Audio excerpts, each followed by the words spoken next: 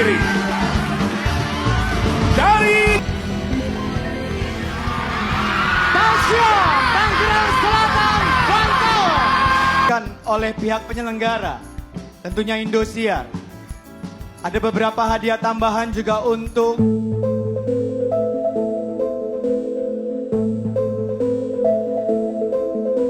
Tasya juara 1 DA7, skandal atau prestasi. Netizen mengamuk, juri angkat bicara. Ketika lampu sorot Grand Final DA7 meredup, sebuah mahkota bertahtakan permata jatuh ke atas kepala Tasya. Namun bukannya disambut dengan tepuk tangan meriah, studio justru dibungkam oleh desas-desus pengkhianatan.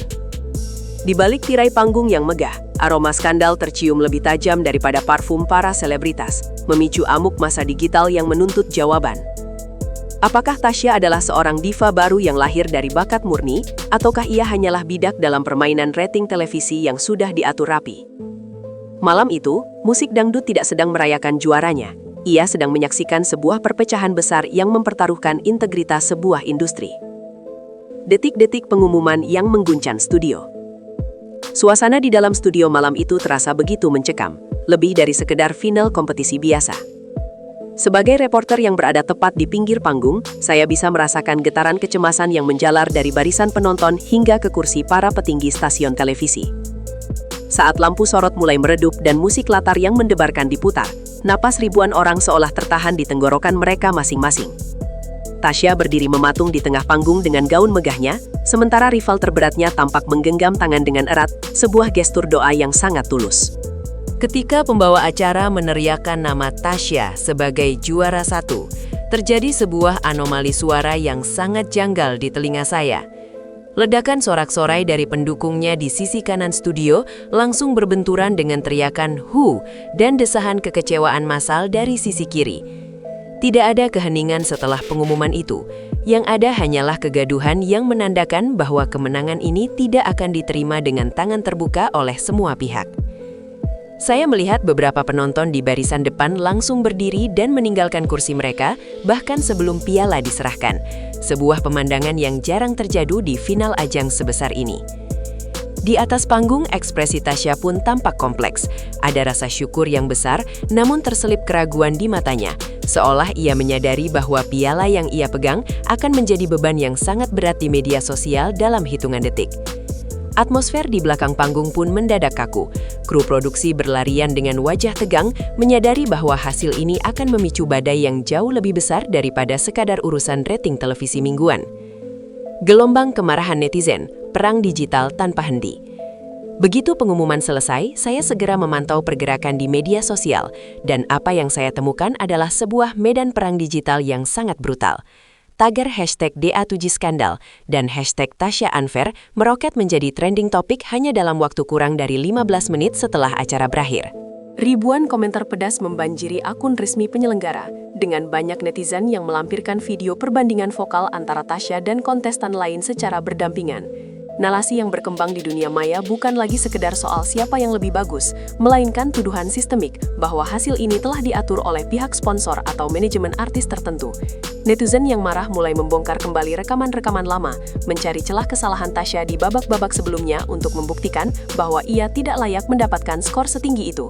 Sebagian besar komentar menyuarakan rasa tidak percaya mereka terhadap integritas kompetisi tahun ini, menyebutnya sebagai drama yang sudah ditulis naskahnya.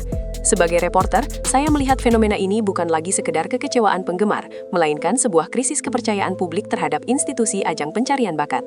Banyak akun-akun besar di platform X mulai melakukan jajak pendapat independen yang hasilnya menunjukkan perbedaan mencolok dengan hasil resmi juri, memperlebar jurang antara keputusan panel ahli dan selera masyarakat luas.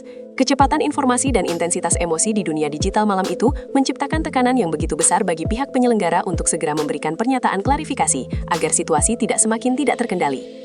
Kesaksian dari kursi juri, pembelaan atas nama kualitas menghadapi amuk masa digital, saya berhasil mendapatkan kesempatan untuk berbicara langsung dengan salah satu juri senior di area backstage yang dijaga ketat.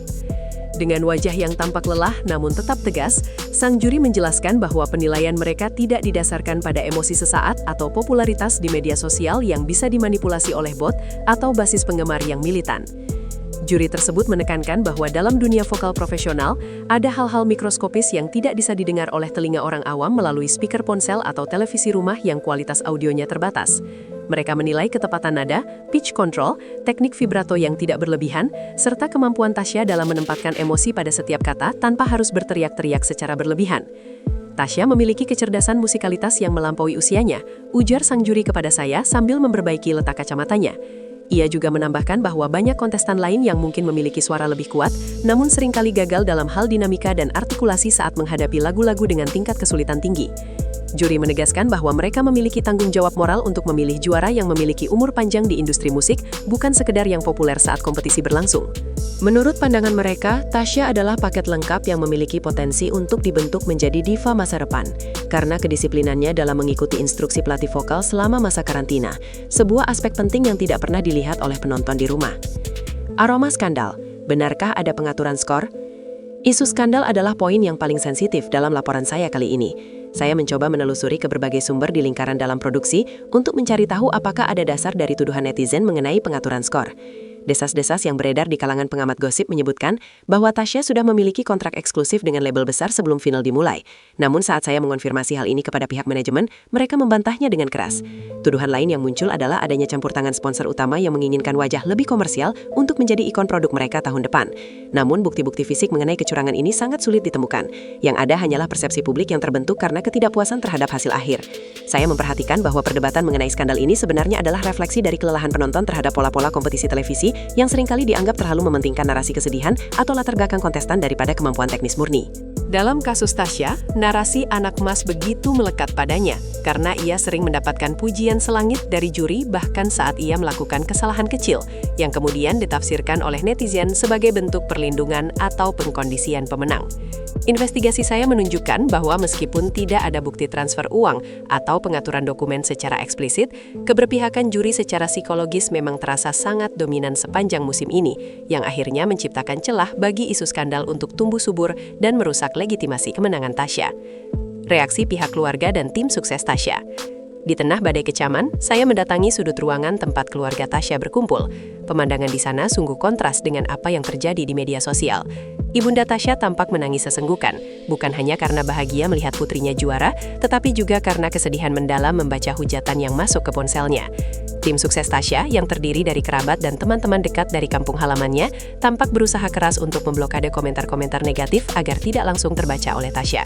Mereka menceritakan kepada saya betapa beratnya perjuangan Tasya di balik layar, bagaimana ia berlatih hingga suaranya serak, bagaimana ia harus menahan rindu pada keluarga, dan bagaimana ia tetap tersenyum meskipun fisiknya sedang tidak bugar. Kemenangan ini adalah air mata dan keringat, bukan pemberian orang dalam, ujar salah satu anggota tim suksesnya dengan nada bicara yang penuh emosi. Mereka merasa sakit hati ketika kerja keras Tasya selama bertahun-tahun di panggung-panggung kecil sebelum masuk DA7 justru dianggap sebagai hasil skandal. Keluarga berharap masyarakat bisa memberikan kesempatan bagi Tasya untuk membuktikan dirinya terlebih dahulu sebelum memberikan vonis yang begitu kejam. Bagi mereka, piala ini adalah simbol perubahan nasib keluarga. Namun kini simbol tersebut justru menjadi sasaran kebencian banyak orang yang tidak pernah mengenal perjuangan asli Tasya di masa lalu sebelum sorot kamera mengenalnya. Analisis pengamat industri, rating versus kualitas. Saya juga menghubungi seorang pakar industri hiburan untuk mendapatkan perspektif yang lebih netral mengenai fenomena ini.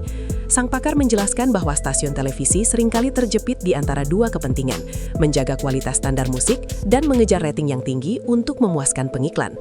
Kontroversi seperti yang terjadi pada Tasya seringkali disukai secara diam-diam oleh tim produksi karena akan memicu interaksi yang sangat tinggi di media sosial, yang secara otomatis akan meningkatkan nilai jual acara tersebut. Kadang-kadang kontroversi adalah strategi pemasaran terbaik, katanya kepada saya. Ia melihat bahwa Tasya memiliki profil yang sangat menjual untuk pasar televisi saat ini.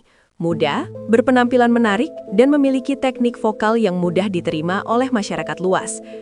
Namun, ia juga memperingatkan bahwa jika kualitas sang juara tidak benar-benar terbukti di pasar musik yang sesungguhnya, maka stasiun televisi tersebut akan kehilangan kredibilitasnya untuk menyelenggarakan ajang serupa di tahun depan.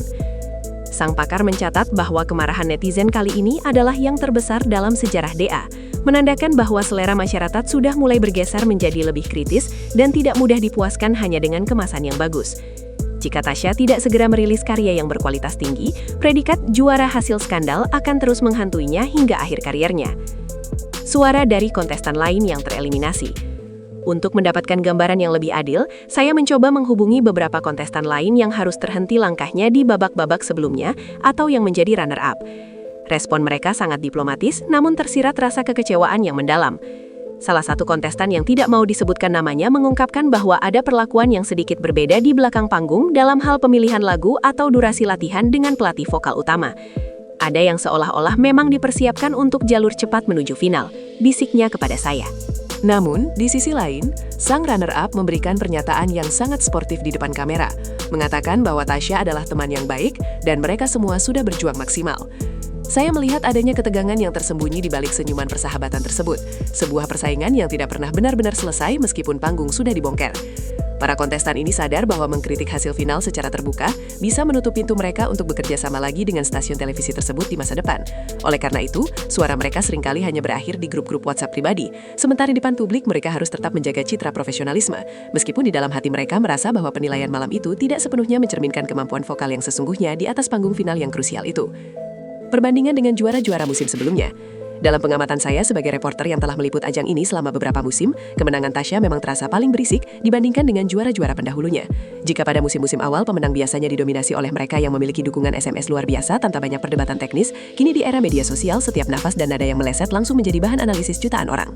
Saya membandingkan catatan penilaian Tasya dengan juara musim lalu.